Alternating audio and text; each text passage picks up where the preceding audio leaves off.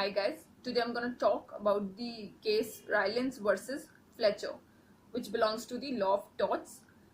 The case is John Rylance versus Thomas Fletcher, 1868. Now what happened in this case?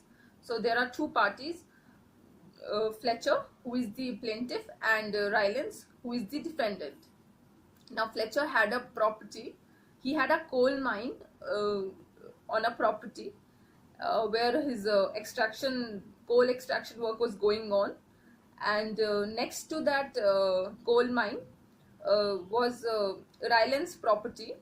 Now Rylance had a mill for which he required a lot of water, and to because of his need for water, he constructed a reservoir on a property next to Fletcher's coal mine. He hired people for this job. The engineers came to construct a reservoir next to the coal mine. So while constructing the reservoir, there were vertical shafts and horizontal shafts in the land.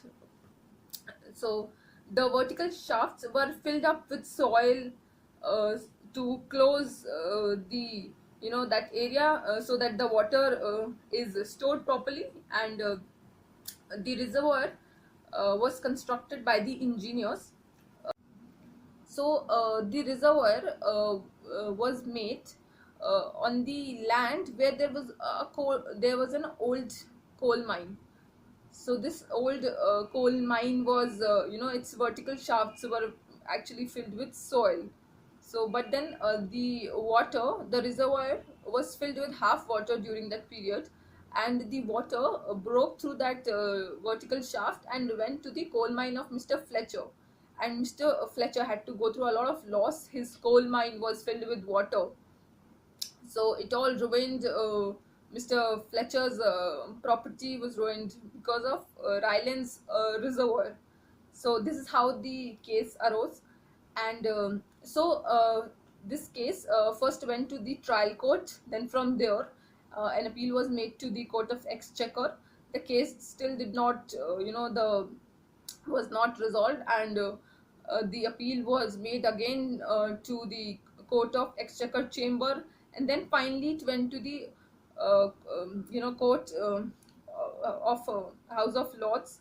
And then in the House of Lords it was finally decided, and what the conclusion that came was that if any person who brings or accumulates something dangerous on his own property for unnatural use of land, and that thing, if it escapes or causes any damage to the property of another, then and in this case there will be the rule of strict liability will be followed.